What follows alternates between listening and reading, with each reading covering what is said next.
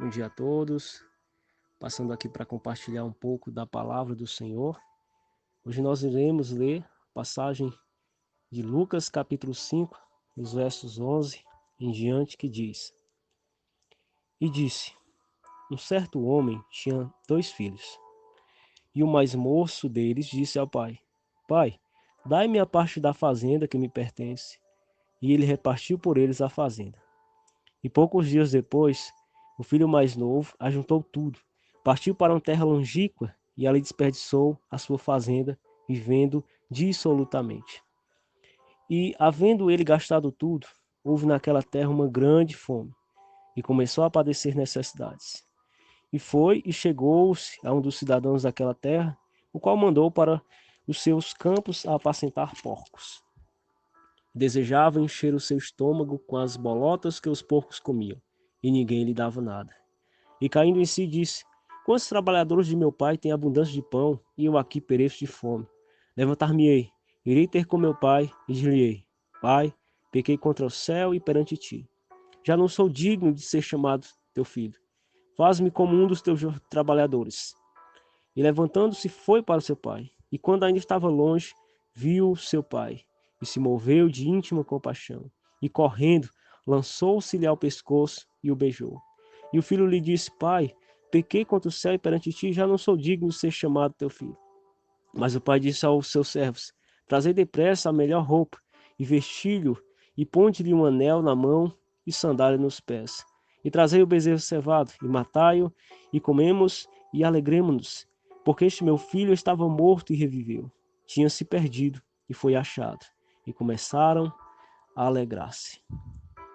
Nós vemos aqui uma história muito conhecida, a parábola do filho pródigo, que conta a história do filho que gozava dos confortos da casa de seu pai, mas que de alguma forma estava insatisfeito. Com certeza, esse filho desfrutava não só do conforto e prosperidade que o pai lhe proporcionava, mas também do grande amor que esse pai tinha por esse filho. Conforme os versículos lidos, esse filho chega ao pai e diz: Dai-me a parte da fazenda que me pertence. O que na verdade aquele filho disse foi: Pai, eu não considero mais o Senhor. Para mim, você está morto. Não quero mais viver sob os seus cuidados. Porque se um filho pede a herança a um pai antes que este morra, são essas palavras que ele deixa subentender. Então aquele pai, com o coração partido, mas resolvido em atender ao pedido do filho, reparte a fazenda entre os irmãos. Aquele jovem, ele sai da presença do seu pai e vai curtir, entre aspas, os prazeres da vida. Logo todo o dinheiro e provisão acabam e aquele jovem passa a padecer necessidade. Porque é isso que acontece quando as pessoas saem sem a orientação de Deus. O texto diz que ele, para sobreviver, foi e pediu emprego para um dos homens daquela região. A fome do rapaz era tão intensa que ele sentiu o desejo de comer o alimento dos porcos. Então, aquele jovem tem uma ideia. Ele lembra-se de como ele era farto e como o pai era bondoso até com os seus servos. Então ele tem uma ideia e diz: Voltarei para a casa de meu pai e serei um dos seus servos. Eu não sou mais digno de ser chamado de filho, mas tenho certeza que pela bondade do meu pai que eu conheço, eu aceito ser pelo menos um dos seus servos, porque um dos seus piores servos recebem todo o cuidado e o zelo. Então aquele jovem todo maltrapilho, pobre, faminto, fedendo, miserável, ele se dirige ao seu pai.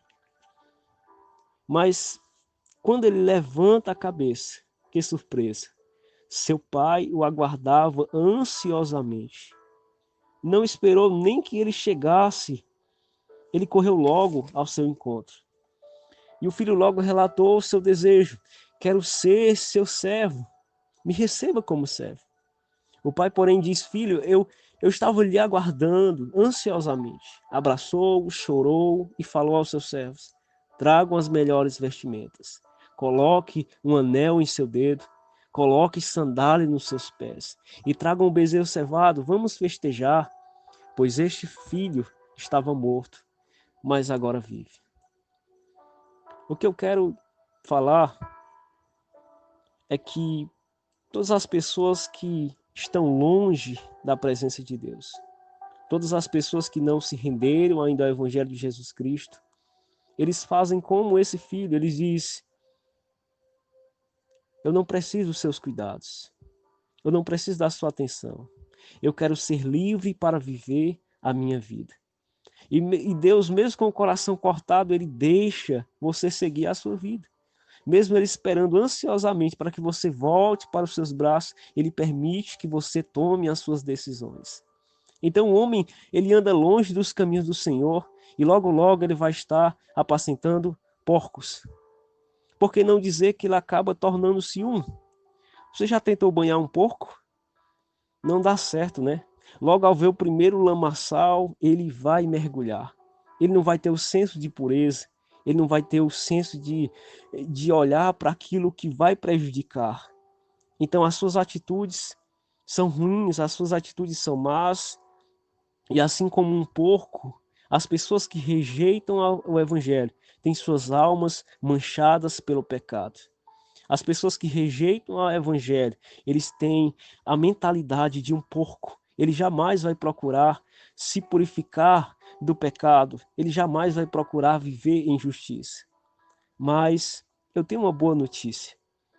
O Pai, o Senhor, Ele está ali aguardando. O filho pródigo disse, recebeu um anel, recebeu uma veste, recebeu sandálias e ainda tinha um banquete preparado para ele. Da mesma forma, eu quero dizer para você que todos os que ouvem a mensagem de Jesus Cristo e eles recebem essa mensagem como verdadeira, eles recebem do Senhor novas vestes. Vestes essas que Salomão descreveu em Eclesiastes capítulo 8, versículo 9. Que devemos manter essas vestes em todo o tempo limpas e que nunca deve faltar o óleo sobre as nossas cabeças. Nós recebemos também o selo do Espírito Santo, que é a garantia da nossa comunhão com o Senhor. Conforme Paulo diz, não entristeçais o Espírito Santo de Deus, com o qual fostes selados para o dia da redenção. Efésios capítulo 4, versículo 30. Então, quando a pessoa vem para o Evangelho, ele vai receber de Deus uma veste nova, vai receber uma veste de justiça. Essa pessoa também vai receber um anel, que esse anel simboliza o selo do Espírito Santo, que é justamente a garantia de que você vai estar com o Senhor naquele grande dia. Depois também nós receberemos sandálias, que conforme o apóstolo Paulo disse em Efésios capítulo 6, versículo 15, nós estaremos calçados na preparação do Evangelho da Paz, ou seja, pregando o Evangelho, pregando a boa notícia de Cristo.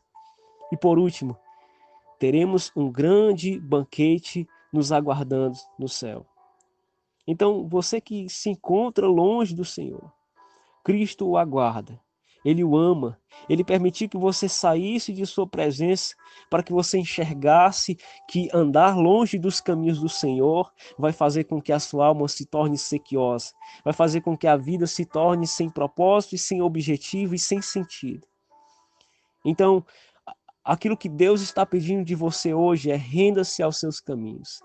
Aquele filho pródigo, ele tinha o conforto, ele tinha todo o cuidado do pai, mas ele resolveu viver por conta própria e não deu certo. Assim também todas as pessoas que resolvem viver a sua vida, governar as suas vidas, sem o cuidado, sem as restrições que o pai impõe para que essa pessoa venha ter uma vida sossegada e tranquila na terra, que venham ter gozo e paz e alegria no Espírito Santo, que são essas coisas que representam o reino de Deus em nós.